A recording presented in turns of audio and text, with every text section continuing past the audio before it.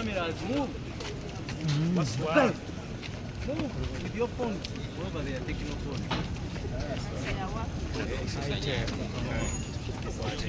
Okute aidero limaso chichi. Ngamba.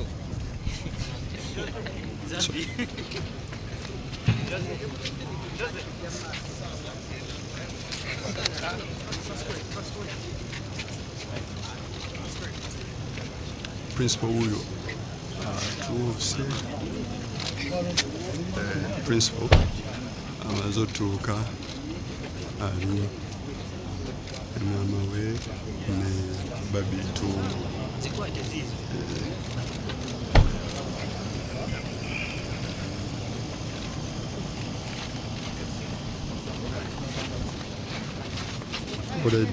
wabaledde kikambale okwelesaawo omusanvu osaawo munansoni wabaledde kika 5 okwelesaawo mulana ye amaze okubeera nga atuuka Robert Kyagulanyi Ssentamu Bobi Wine ola mu kusooka Secretary General yasoose okutuuka Mwami Lewis Rubongoya abalala bamuwerekedde baabano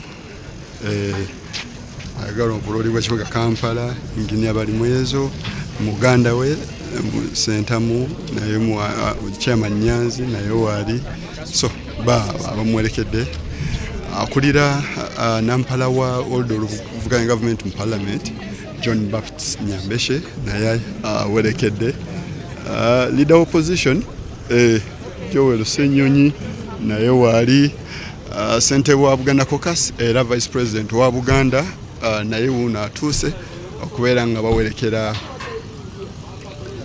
bawerekera abakungu okubeera nga bawerekera principal okubeera nga asunsulwa olunaku olwaleero so ekitegeeza nti entry gye abantu tunuuliramu Nubian ndi mwali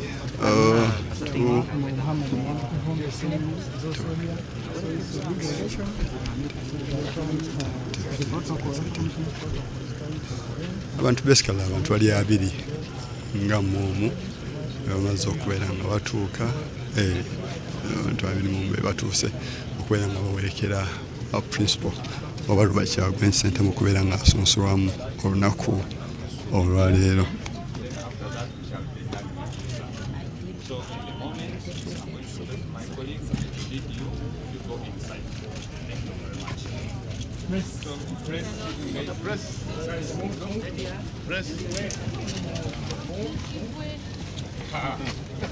How are you? Good. You're recording here today? Yes.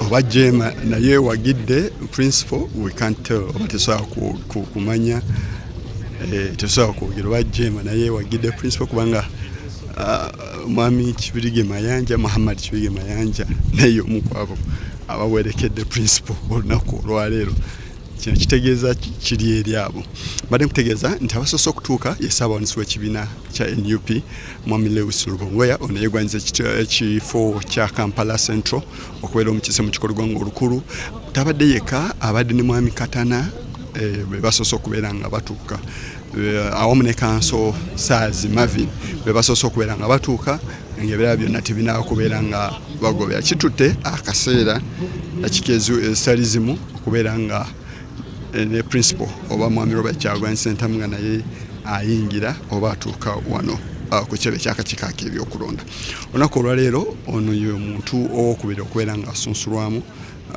wakusatu okubeera nga asunsulwamu yasoose yabadde nakibiina kya FDC Nathan Nandala Mafaabi azeeko ye nakibiina kya ANT Mwami Mugisha Muntu then Robert Kyagulanyi Ssentamu yaze ku ssaawa 8 era bwe badde bamusuubira wabula Ssaabawanisi w'ekibiina Mwami Lewis Rubongoya ekya NUP avuddeyo n'abeera nga yalaga okwemulugunya nti babadde bayise mu kusoomozebwa kungi abawagizi babe bakwatiddwa saako n'ebirala ebigwa mu kkowa eryo era nayasigala nga si musanyufu era nti ekibaleese nga n'ennabugi si mufungiso oba nga tebasaliikako musale olw'ensonga nti bayingidde lumu tebasoose na kutuulako we basobola kubeera nga balindirwa oba bawummulirako so oluvannyuma lw'okuyingira basobola okwogerako ne bannamawulire katono oyo Ssaabawandiisi Mwami Katana awamu ne Council Marvin. So waise dakika mbale then ne Mwami Robert Kyagulanyi Ssentamu Bobi Wine nabeera nga naye atuusika okubeera nga asunsulwamu olunaku olwaleero. Ono awerekeddwako nnyina n'awerekerwako mukyala we Babi Tungo sako n'abakungu abalala okuva mu kibiina kya NUP oba National Unity Platform. So byonna bye bigobererwa akadde kano okubeera nga Mwami Robert Kyagulanyi Ssentamu asunsulwa era ng'afuna buli kimu ekyetaagisa nga bwe bitambula. Jjukira nti olunaku olusembayo era bwe kitaba eki oyinza okwesanga ono yagenda okubeera nga asembayo ng'asunsulwa olunaku olwaleero era ballot paper oyinza ogirabako abantu nga 5 bokka olunaku olwaleero oba 6 naye tukyalinda tulabe olw'ensonga nti wakyaliwo omukisa okubeera nga bongera maaso n'okubeera nga batangaaza okubeera nga bawanvuya akadde konna. Mu mbeera yemu empapula ezimukakasa nti Munnayuganda zikakasa obuyigirize zonna zitwaliddwayo oba zitwalibwayo okubeera nga zikubibwa mu tooki obuyigirize batambudde ku senior 6 then ebyala okubeera nga bigobererwa. Ono Ssaabawandiisi w'ekibiina Mwami Lewis Rubongoya yatutte empapula okubeera nga zeekebejjebwa saako n'ebirala ebigwa mu kooya eryo. Katweyongere tulabe.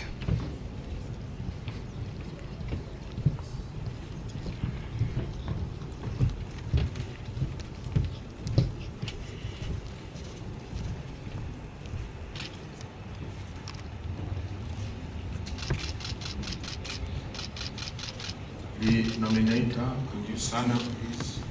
Tumbo Jen, Shia, nominator. Seconder, Jago Fred, the seconder. Right. Can remain seated.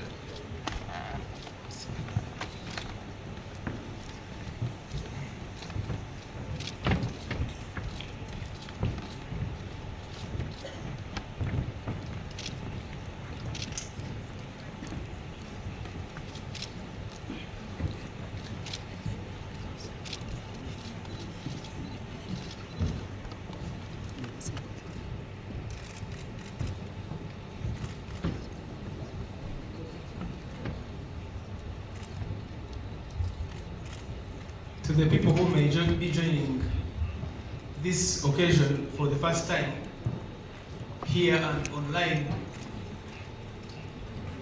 to the people of Uganda, because this is your commission, this is your electoral commission. And so those who are watching online and following on TV and other platforms, the commission has now instructed the technical teams here that are required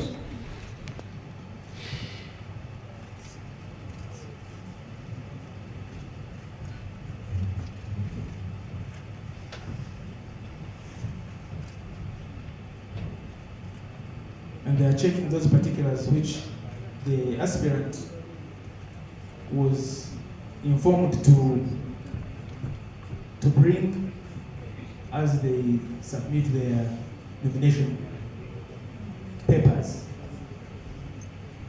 The nomination form filled in triplicate, 3 copies, a declaration of consent that the aspirant consents to being nominated, confirming that the aspirant is a registered voter, is a citizen of Uganda by birth,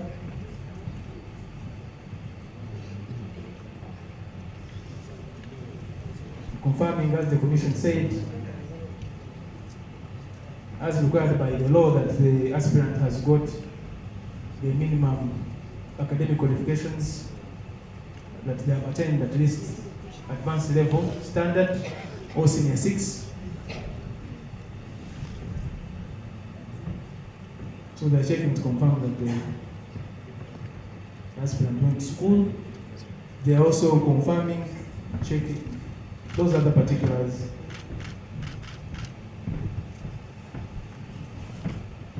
certificate indicating that the aspirant obtained the required numbers of supporters as required by the law.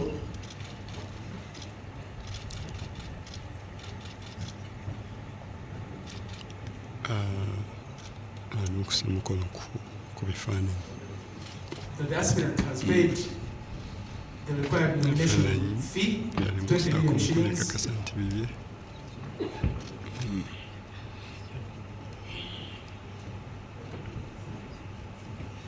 So that's what is happening. That is. Peni yasoose neeraalira peni yakwesegeganya owandiika.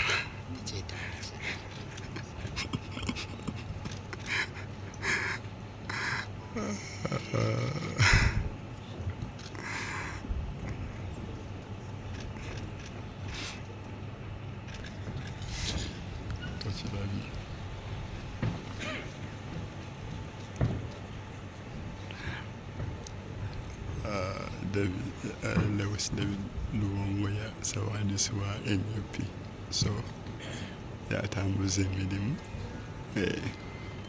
Voters, those who were new voters to register as new voters after attaining the required age.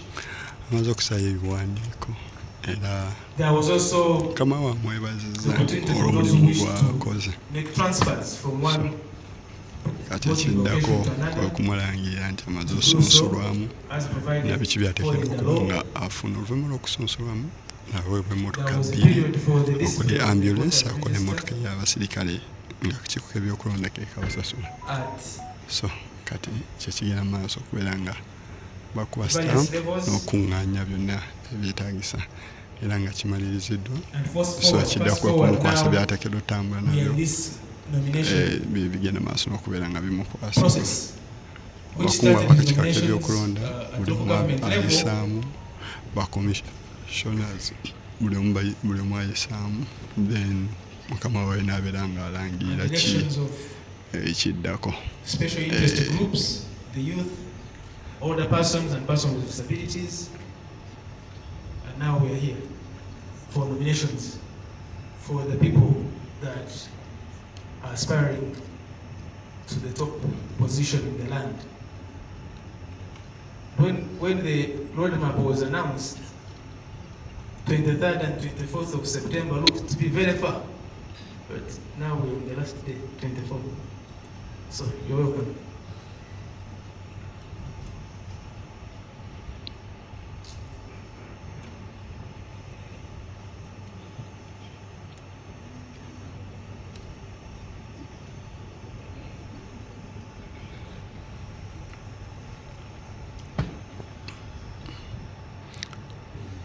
Bakomishona bagenda basobola okubeera nga beetegereza ebiwandiiko ne bankwadde nga technical team ebiwandiiriza ddamu okuba mu ttooki biriwa byaleese bitegeeza ki gye bali, so kyekigenda maaso n'okubeera nga kikolebwa, then ekiddako okubeera nga mumulangirira.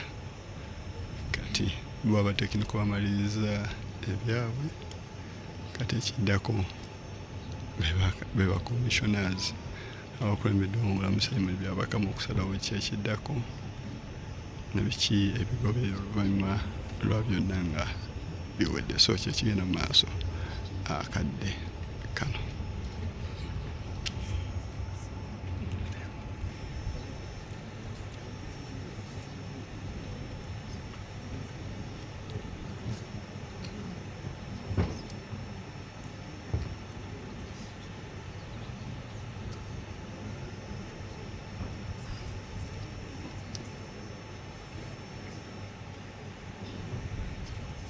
Thank you, our distinguished guests.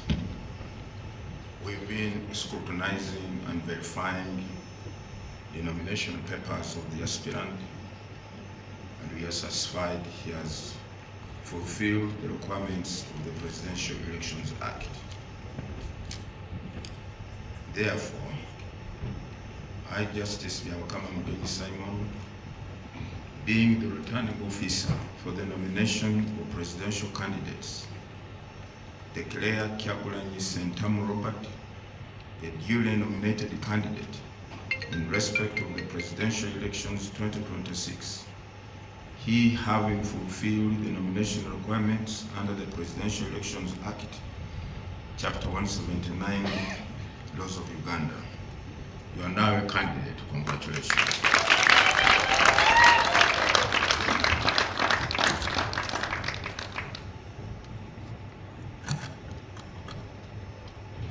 Omulamuzi Simon Byabakama ssentebe wa kika ky'ebyokulonda ng'alangira Kyagulanyi Ssentamu nga kati bwali candidate presidential candidate mu kulonda kw'ettolekero kwa 2026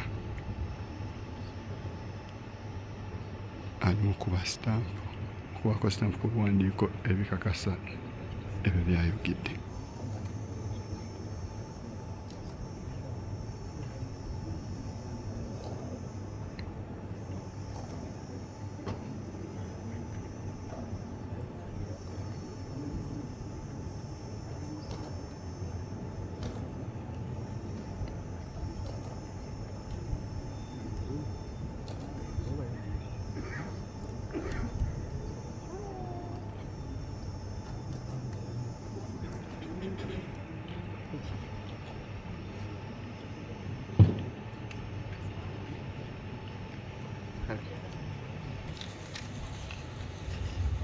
You are required to append or affix your signature or that of your agent on this paper to confirm that indeed you have attended. So please, your agent or yourself, whichever.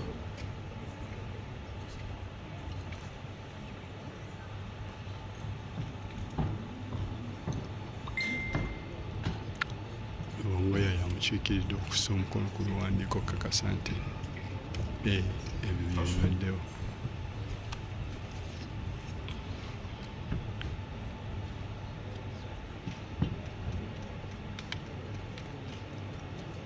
Akakasa nti abifunye kati bagenda mulagira biki byateekeddwa okuba nga akola ebigenda okubeera nga bigoberera omuli ebyokumuwa n'ebirala ebitambulira.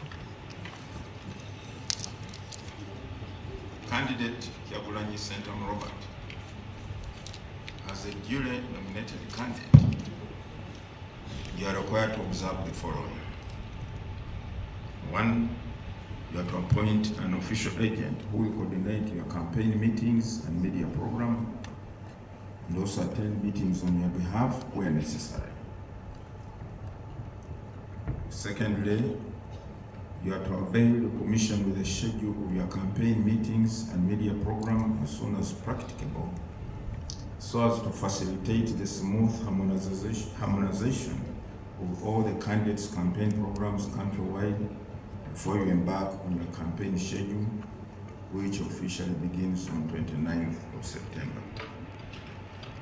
You're also to sign a memorandum of understanding with the Electoral Commission on compliance with the harmonized campaign program, timelines, and guidelines.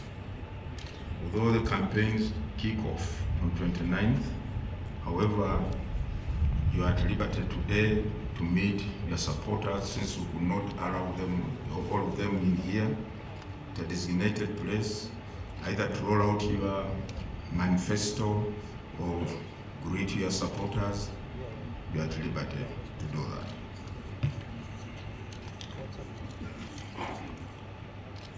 The Commission is also required, upon nomination, to avail you a soft copy of the voters register, the National Voters Register. And we have this soft copy here. I ask your agent to come and pick it.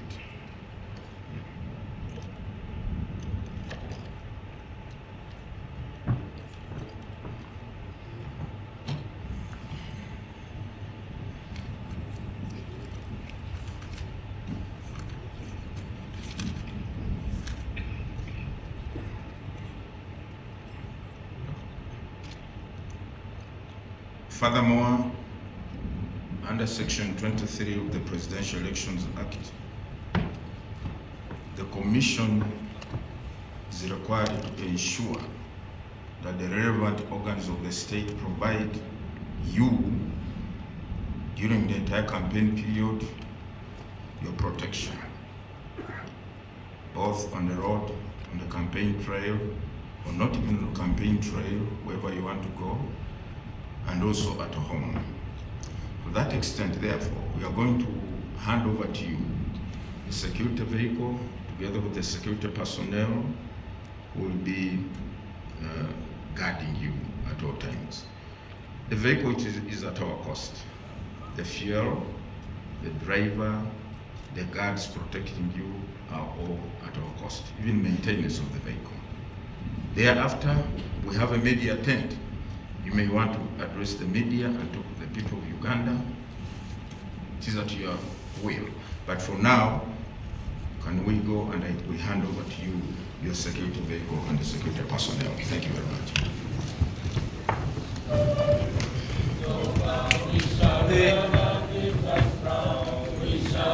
The commission will lead you to the security detail.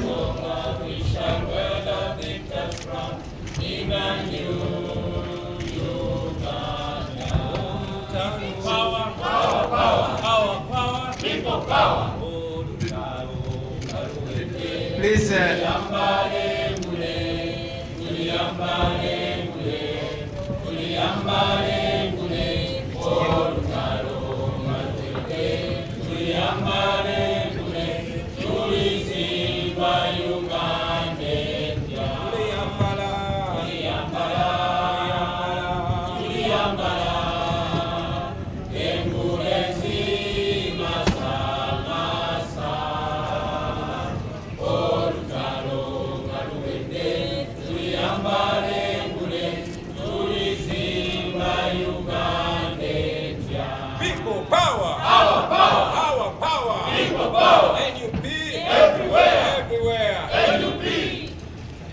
thank you very much.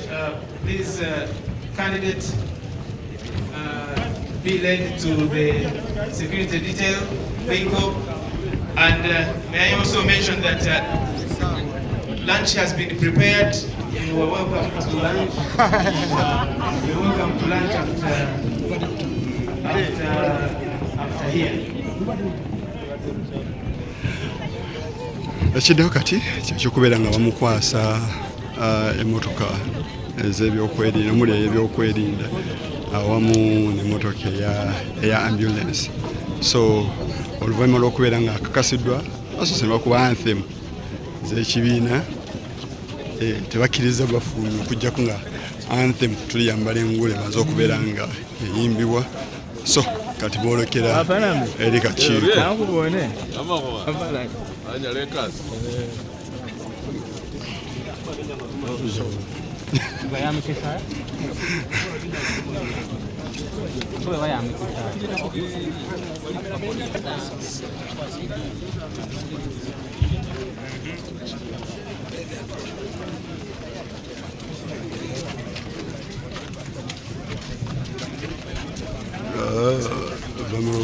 Kuba kano kaagala kutonnya. So agenda kubeera nga akwasibwa emmotoka n'ebirala okugenda okubeera abasirikale n'ebirala byonna kyekigenda maaso.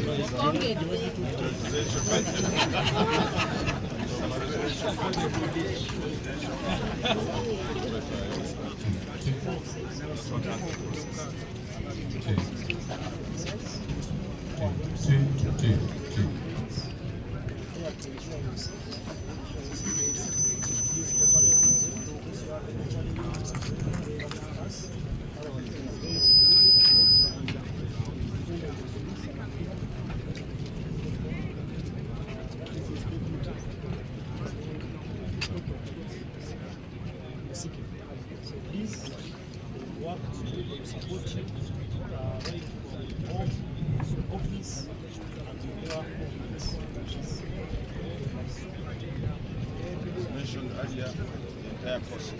So it was